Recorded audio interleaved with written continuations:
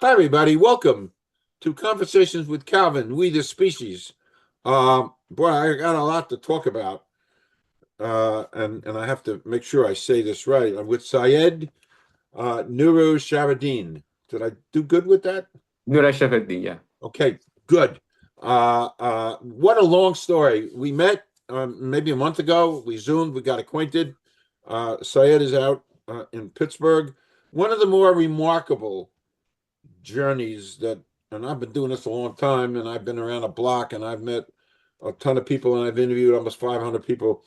Remarkably fascinating person. His journey, his journey. He was born in Iran, in northern Iran, in 1974. And of course, it was at a time when they was going through a lot of political change there. We don't talk about politics here. And with so many mountains to climb, and so many adversities in his life. And I remember reading, I think it was your grandfather always told you you're going to be a scientist, you Yes. know, and you were not a great, and you're not a great student, and all No. that in your life, and then in 2000 went to universities and you started to excel. You went to Iranian University, you started to excel, so you came here in 2012 to Pittsburgh, and now you are a well-known molecular biologist, scientist, molecular medicine. You've done amazing work with cancer. You know, your journey is absolutely remarkable. And so, Syed, you needed to tell this story, and I'm so glad you did. In Search of Rain, from Motel to Pittsburgh. This is a memoir of your journey, and that's why we're here today. It's it's a journey of spirit and determination, and overcoming and resilience.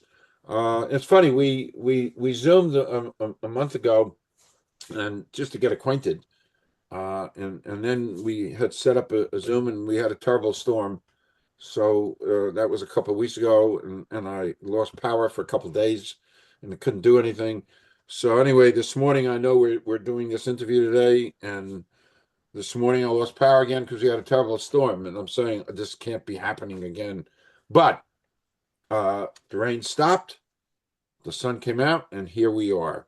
So I'm just so thrilled. And before I even go on, I got to do a commercial. I love to tell people to please subscribe to this channel, because that's how it takes about a half second. It doesn't cost anything, but it means a lot if people can subscribe and get the word out as this channel continues to grow and grow, and I can introduce people like Syed, whose journey is absolutely remarkable. A remarkable, remarkable journey. So my long monologue is concluded. Syed, if you have a few things you want to say, and then we're going to start doing some questions. So introduce yourself. Uh, Turn around. Oh, there you go. yeah.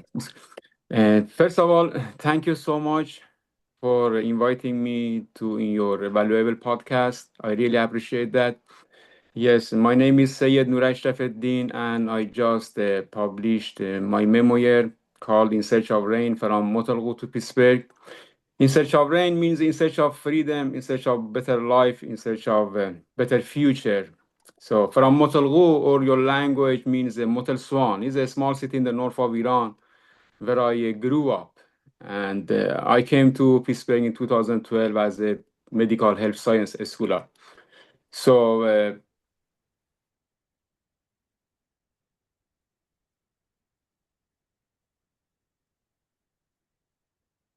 You got to straighten out there.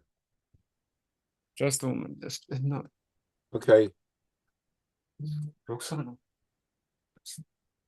محیط زنگ میزنمش که چی رو زنگ Oh,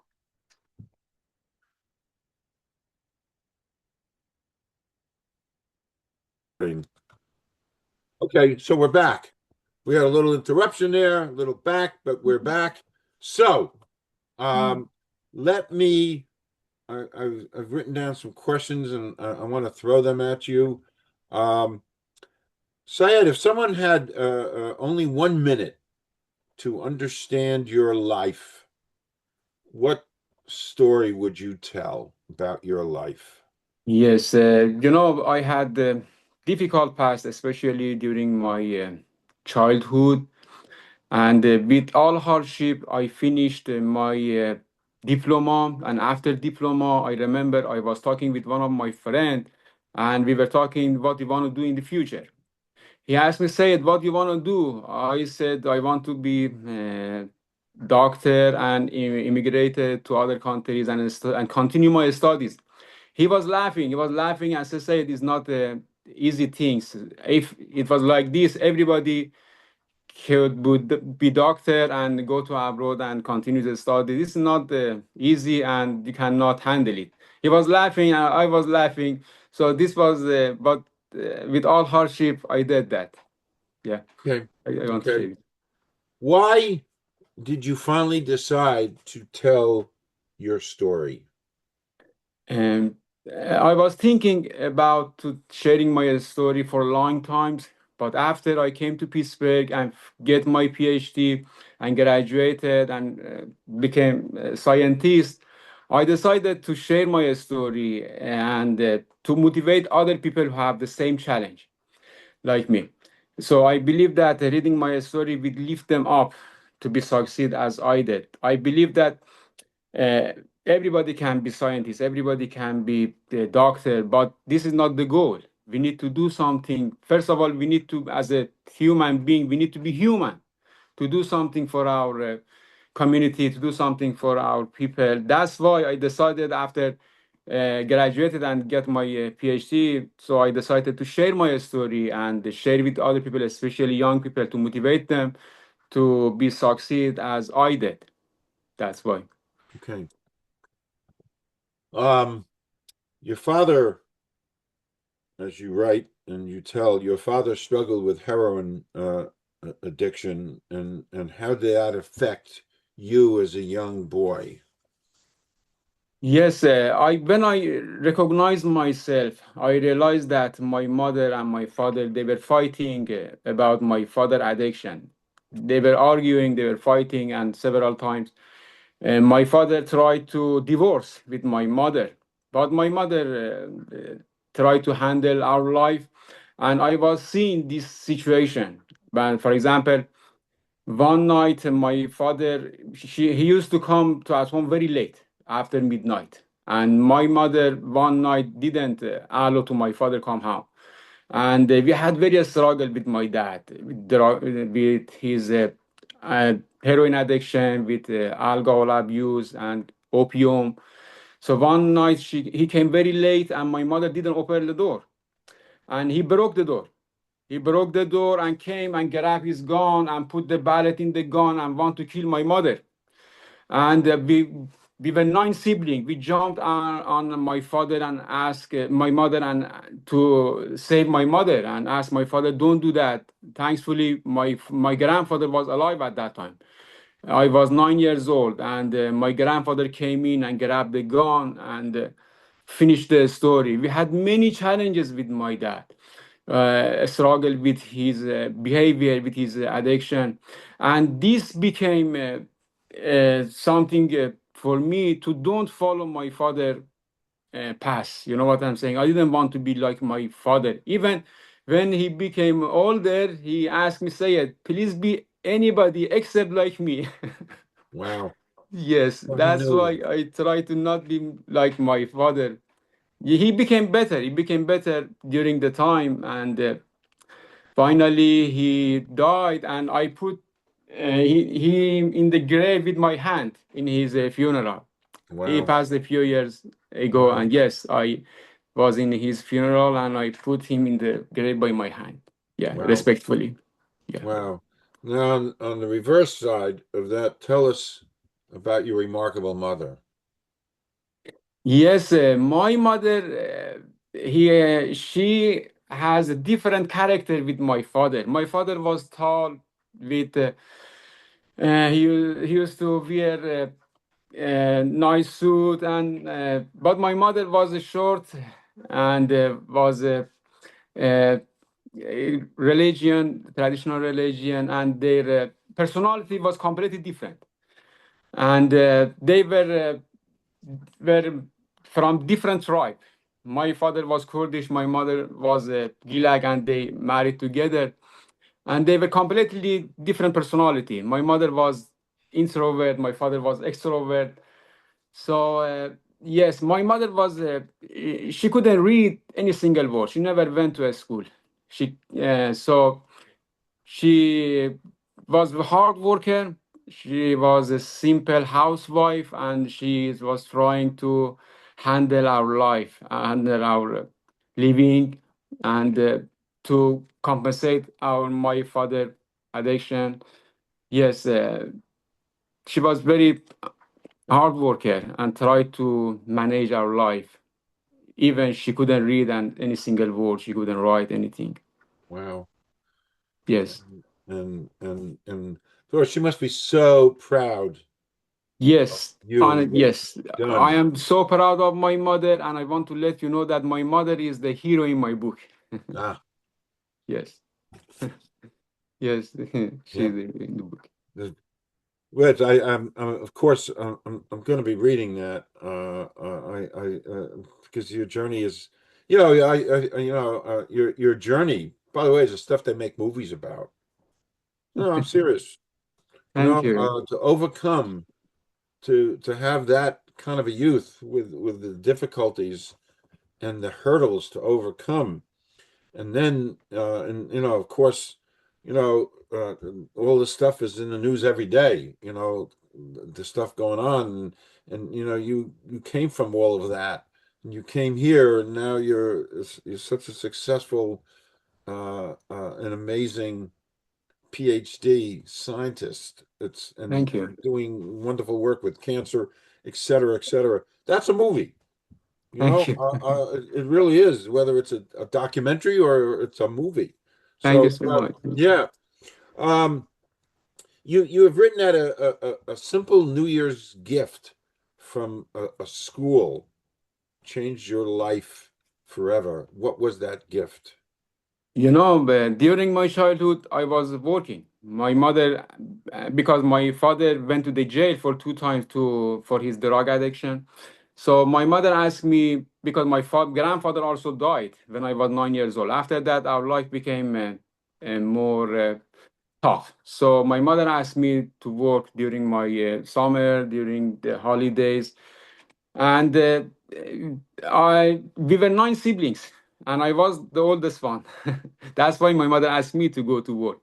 So my because I was working in the farm, in the restaurant, in the bakery, everywhere. So my clothes was not good because my mother used to buy 2 times per year for us the clothes, one before New Year and one before a school. So we had to live with these two clothes for whole entire years. One day, a school considered me as a poor student. One day before New Year Eve, one day, and the schoolmaster called a few students, and I was among them.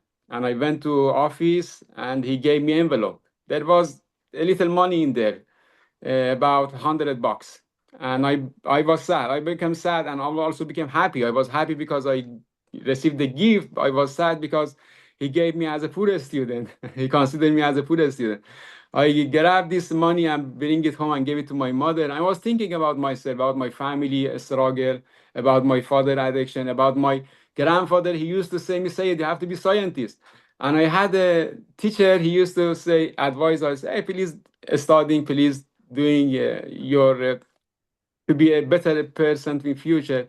So that's became trigger for me. Became trigger for me to be a better student and to make a bright future for myself.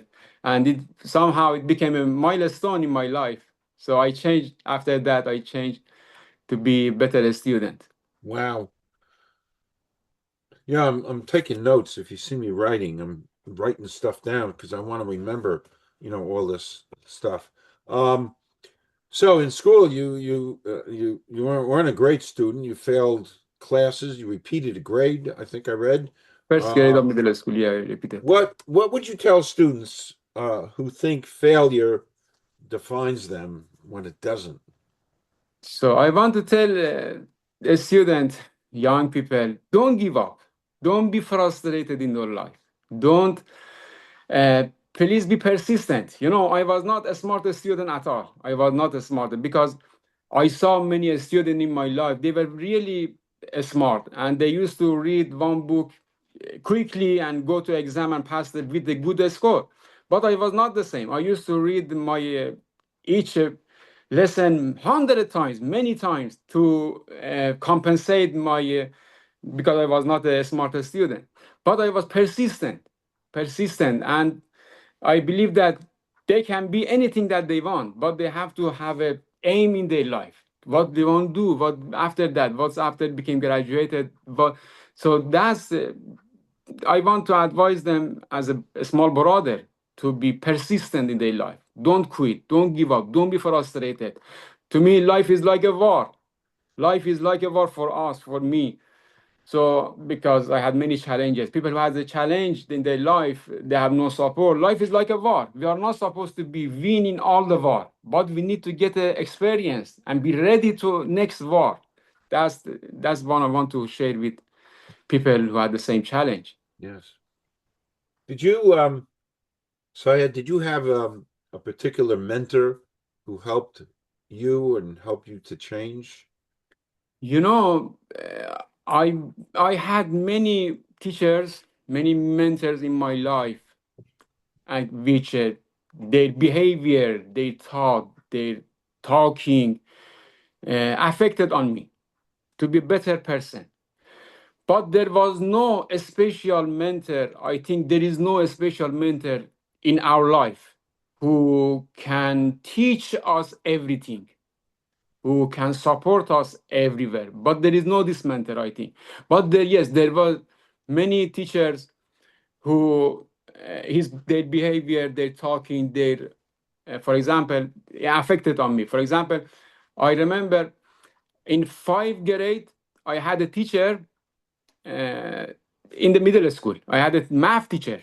He trying to advise us because we couldn't answer his question. He said, "You can be better. You can," and he affected my to be a better student. His name is still I remember, Mr. Askarpur. He advised us when we couldn't answer this question. He's trying to advise us, please be better, please, you can be succeed. Why you are not studying? And that's why I became a better student after he advising. And also during in my bachelor, I had another professor. He used to come in the class with the wheelchair. He was handicapped, and he was our immunology teacher, Mr. Nurbash. So I was thinking about myself that some people with this disability coming to teach us to for that's affected his behavior, his life story affected to me to be a better person, so I can do. Someone who has handicap, he became professor in university, so we are no problem, so why we should not do the same? So yes, there were some mentor who they yeah Okay. affected on my life.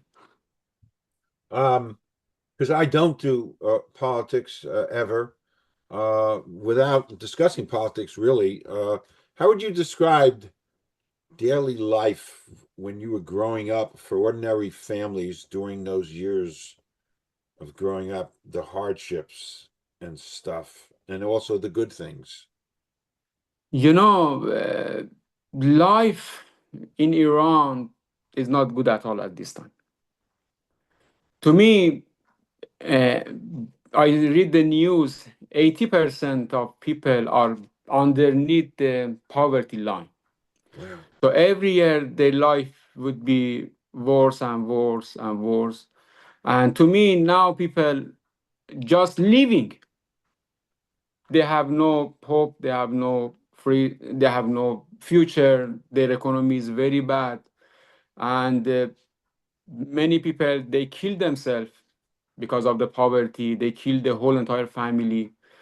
So life is not good in Iran at this time for most of people, even for my family, they have a lot of hardship to compensate their life.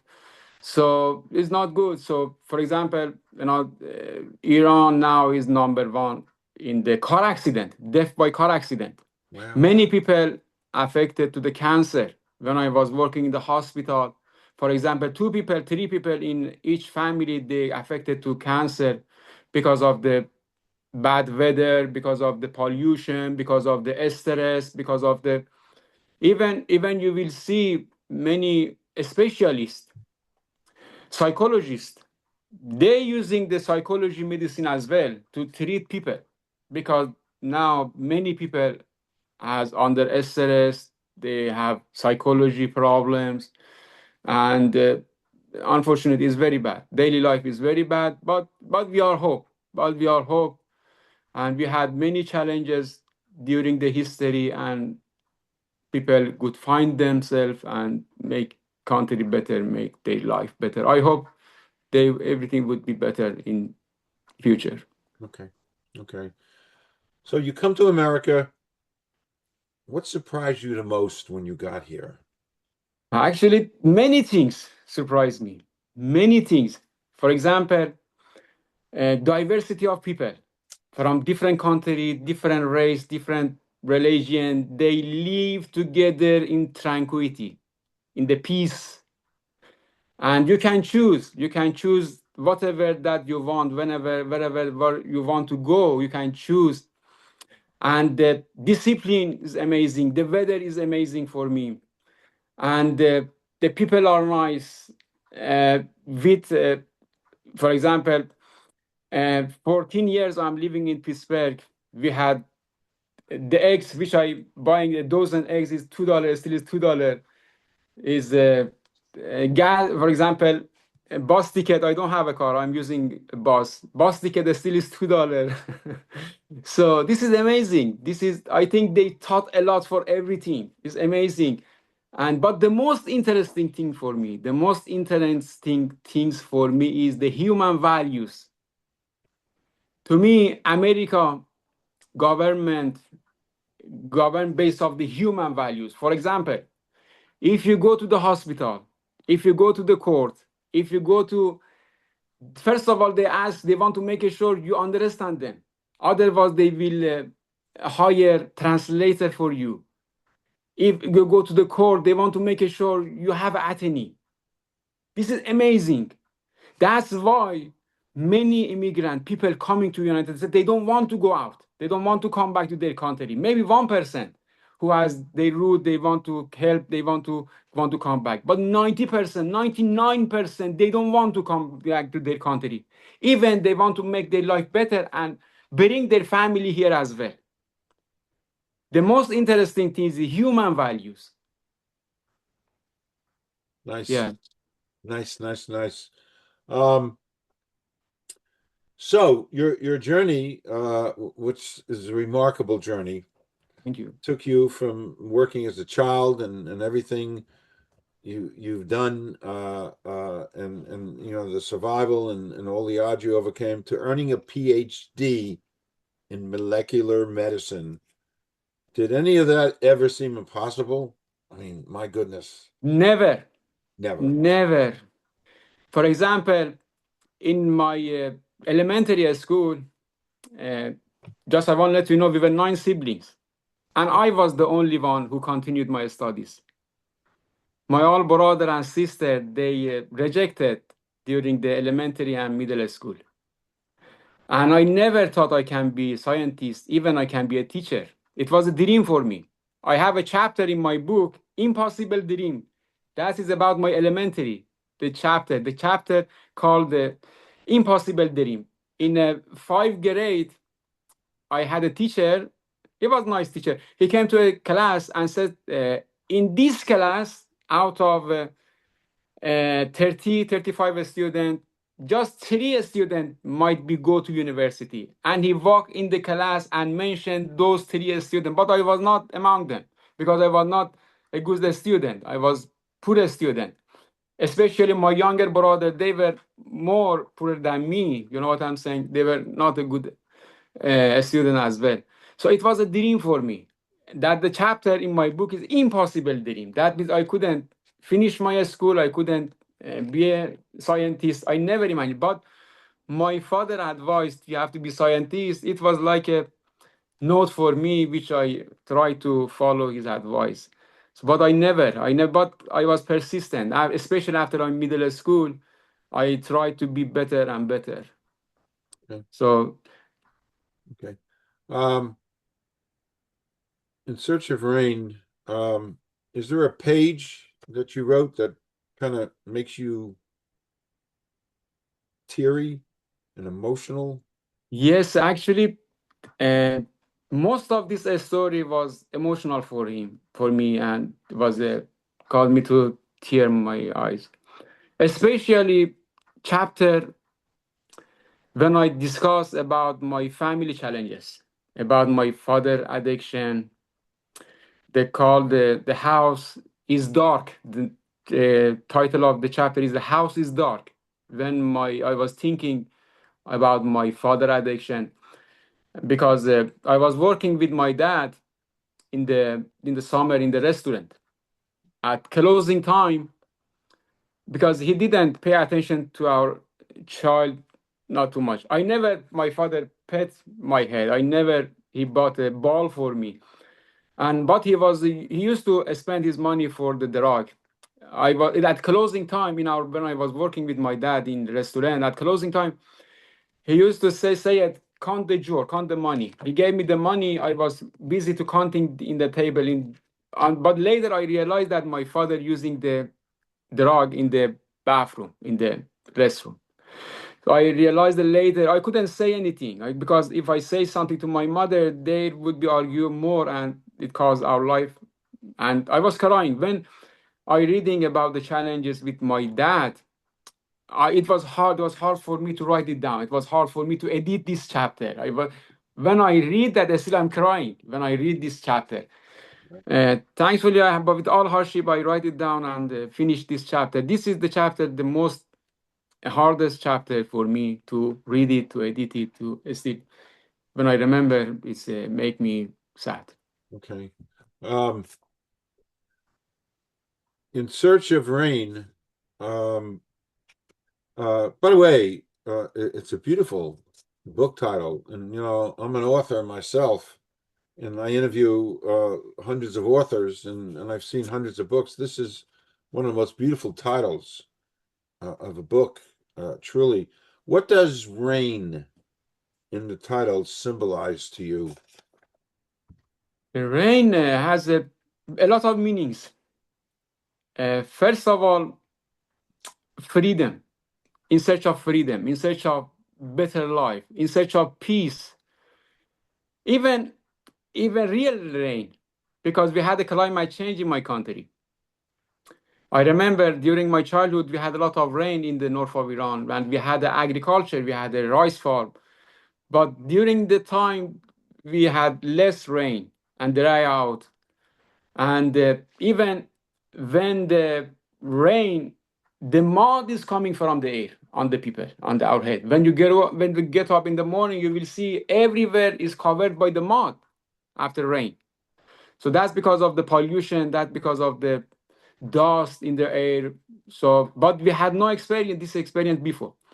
So the rain has many meanings in my book, but the most one is the better future, better life, renewal. Yes. I like that. I like that.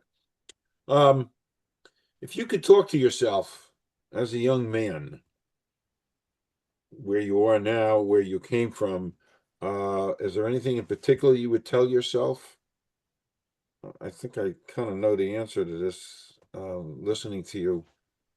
Uh, uh, can you please explain a little bit more to this Well, question? in other words, if you could, what lesson have you learned? And I'm answering the question myself.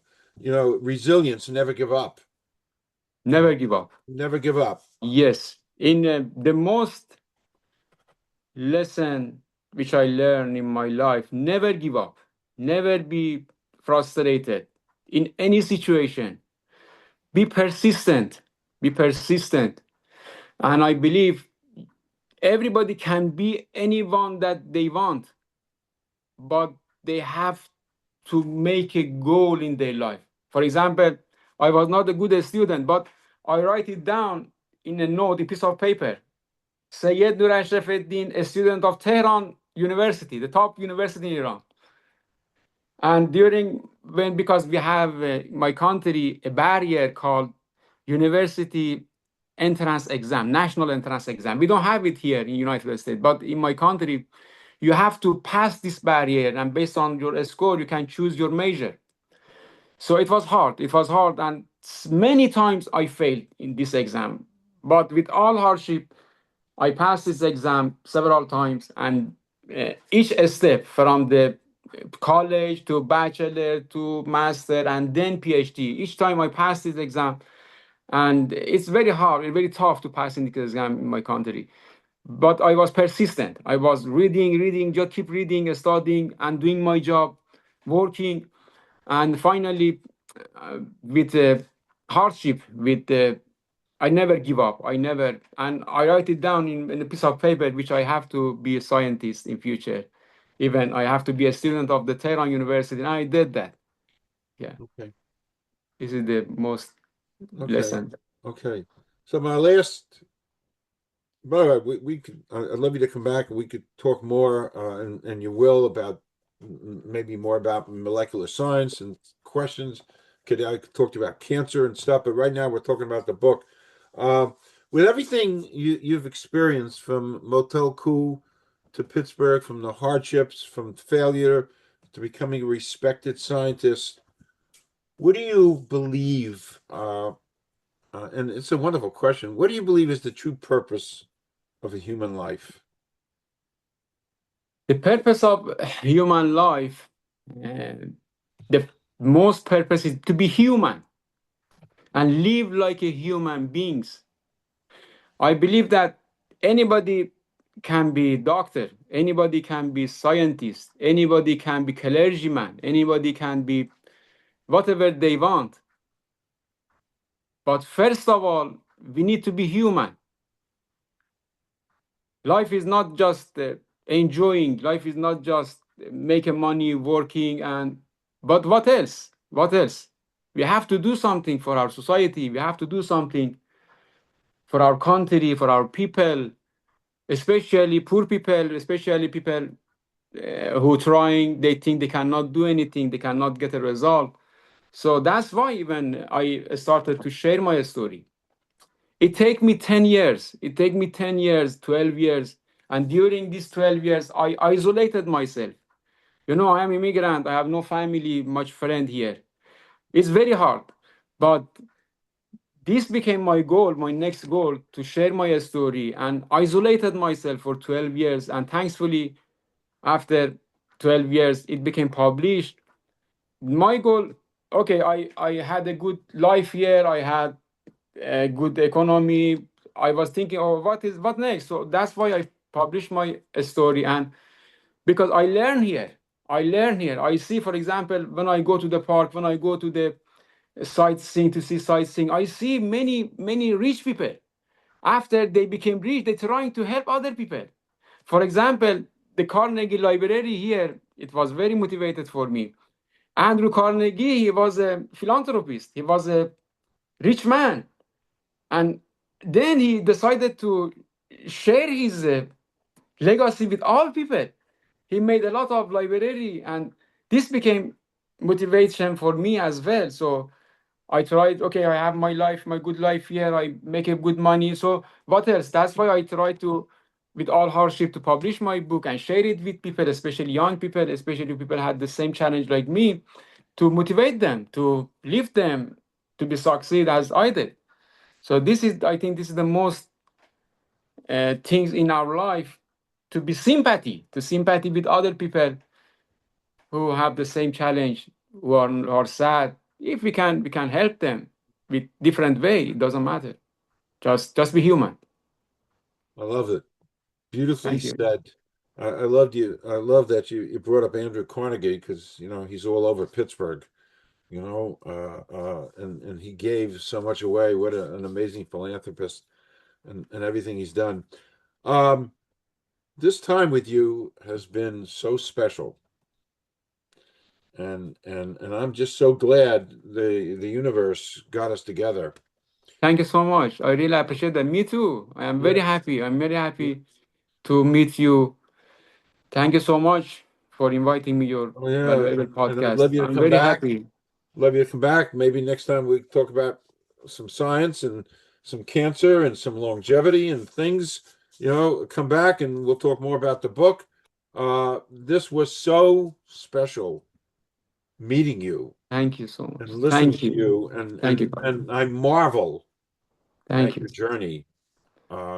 It wasn't an easy journey, and look where you are, and it's just a wonderful story. So, Syed, I only wish you good things Thank you. Me too. You and too. peace and all good things, and to be continued. So I'm going to stop recording, and we'll talk about you coming back. And again, I only wish you good things. Don't leave. I'm just going to stop recording. This was really special. Thank you. Thank you so much. I really appreciate that. Thank you. Thank you.